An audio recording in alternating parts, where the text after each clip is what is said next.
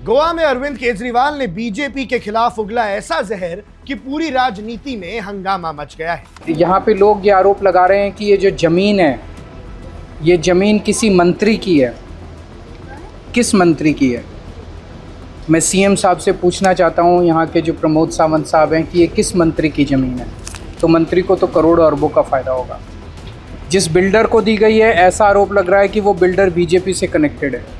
Builder को भी करोड़ों अरबों का फ़ायदा होगा। उन्होंने सीधे तौर पर बीजेपी पर गोवा की जमीन और एनवायरनमेंट को बड़े बिल्डर्स और कसिनो लॉबी के हाथों बेचने का सनसनीखेज आरोप लगा दिया है। गांव के लोग चाहते हैं कि ये प्रोजेक्ट नहीं होना चाहिए, प्लस ये पूरा इलाका जो है इकोलॉजिकली सेंसिटिव है और एनवायरनमेंट के हिसाब से बहुत इम्पोर्टेंट है। आज गोवा से लेकर दिल्ली तक की सियासत गर्म है और वजह है केजरीवाल का वो बयान जिसने हेडलाइंस बना दी। अरविंद केजरीवाल ने गोवा में बीजेपी को बताया है चोर, क्योंकि बिल्डर्स को गोवा बेचने का आरोप भी लगा दिया और इससे सनसनी मच गई है। आज हम इस पूरी कंट्रोवर्सी की सच्चाई को डिकोड करेंगे कि आखिर चल क्या रहा है। लेकिन पहले सुनते हैं कि अरविंद केजरीवाल ने क्या कहा था। हम लोग कारापुर विलेज अभी आए हुए हैं, जहाँ पे लोग यहाँ पे जो प्रोजेक्ट चल रहा है उसके खिलाफ बैठे हैं। गांव के लोग चाहते हैं कि प्रोजेक्ट नहीं होना चाहिए, क्योंकि यहाँ पे जो प्लेटो है, वो प्लेटो यहाँ के गांव के लोगों की खेती के लिए और उनके अपने जीवन के लिए बहुत इम्पॉर्टेंट है। वो प्लेटो से में सारा वो ग्राउंड वाटर रिचार्ज होता है, जिसकी वजह से इनकी खेती होती है, इनके पानी का वाटर बॉडीज़ को रिचार्ज करता है, सब कुछ करता है। प्लस ये पूरा इलाका जो है इकोलॉजिकली सेंसिटिव है और एनवायरनमेंट के हिसाब से बहुत इम्पॉर्टेंट है। यहाँ पे 5.5 लाख स्क्वायर मीटर ज़मीन, उसके ऊपर एक बिल्डर 2000 से ज़्यादा ड्वेलिंग यूनिट्स बनाएंगे, जो पूरे देश विदेश से आके लोग उसको ख़रीदेंगे और यहाँ पे एक तरह से नई टाउनशिप बनाई जाएगी।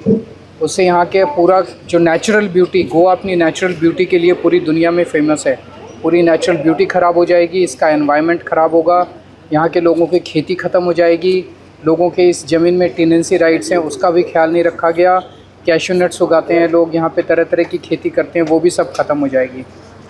तो बीजेपी, यहाँ पे लोग ये आरोप लगा रहे हैं कि ये जो ज़मीन है, ये ज़मीन किसी मंत्री की है। किस मंत्री की है?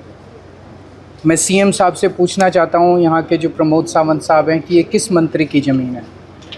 उस मंत्री को करोड़ों अरबों का फ़ायदा होगा ये ज़मीन बेचने से।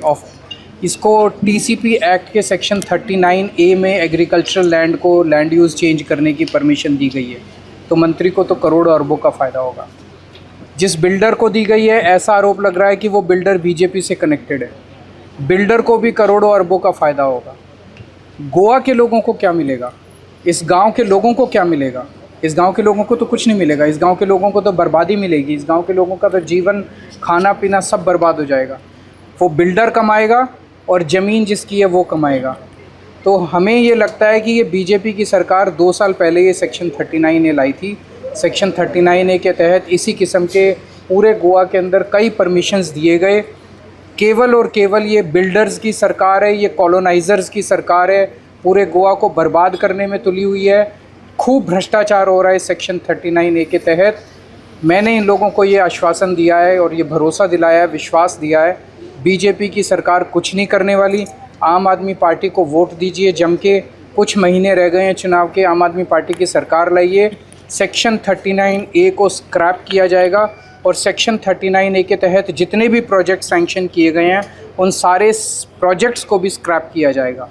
इसके पहले सेक्शन 17(2) था, उसमें भी सिमिलर सेक्शन था, उसमें भी जितने प्रोजेक्ट्स दिए गए थे उनको भी स्क्रैप किया जाएगा और सेक्शन 16B में भी जितने प्रोजेक्ट्स दिए गए उनको भी स्क्रैप किया जाएगा। तो हम प्रोटेस्ट में जितने लोग बैठे हैं उनके साथ हैं, कारापुर के लोगों के साथ हैं, गोवा के लोगों के साथ हैं और हम सब लोग मांग करते हैं कि प्रोजेक्ट स्क्रैप किया जाए। Mr. Kejriwal, don't you think it is a tall ask for your party? You have given an assurance, it's all right. But the thing is that you are talking about coming to power. Don't you think it's a tall If the ask? people want, nothing is. जब हम दिल्ली में पहली बार चुनाव लड़े थे, हमने 1 साल पहले पार्टी बनाई थी और 1 साल के अंदर लोग सत्ता में ले आए थे।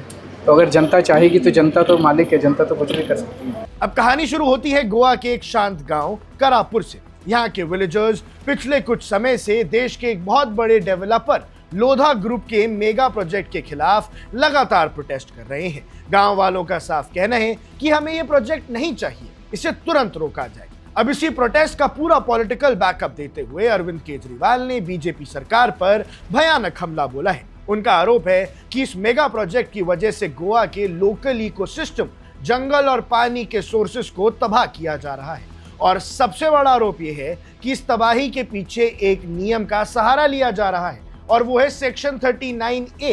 केजरीवाल के मुताबिक बीजेपी इस कंट्रोवर्शियल कानून का गलत इस्तेमाल कर रहे हैं।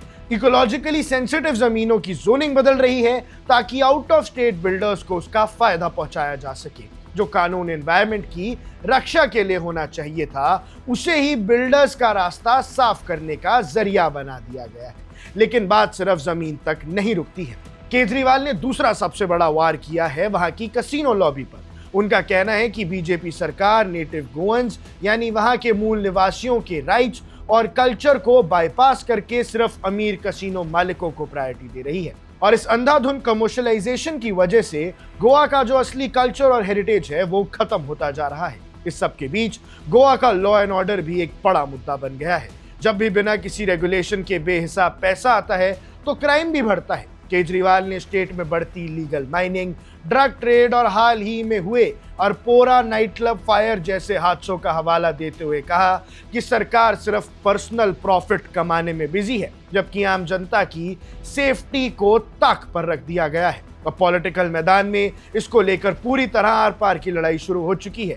आम आदमी पार्टी गोवा के ऑफिशियल पेज पर हंगामा मचा रही है और हेडलाइंस चल रही हैं कि गोवा में बीजेपी ने मचा दी है लूट। एक तरफ सरकार का अपना तर्क होता है कि इससे डेवलपमेंट और एम्प्लॉयमेंट आएगी, लेकिन दूसरी तरफ वो कड़वी हकीकत है जिससे वहां के लोग रोज झेल रहे हैं, पानी की किल्लत और जंगलों का खात्मा। तो दोस्तों, ये लड़ाई अब सिर्फ राजनीति की नहीं रही, बल्कि गोवा के वजूद और उसके फ्यूचर की भी बन चुकी है। क्या गोवा सिर्फ एक कॉन्क्रीट की जंगल बनकर रह जाएगा या उसका वो पुराना खूबसूरत रूप बचा रहेगा? करापुर के लोगों का ये प्रोटेस्ट अब एक बड़ा पॉलिटिकल मूवमेंट बन चुका है। और इस पूरे मुद्दे पर आपकी क्या राय है? क्या डेवलपमेंट के नाम पर एनवायरनमेंट की ये तबाही सही है? अपनी राय कमेंट सेक्शन में जरूर लिखिएगा। अब देख रहे हैं वन इंडिया, मैं हूं आकृष Kaushik. Subscribe to One India and never miss an update. Download the One India app now.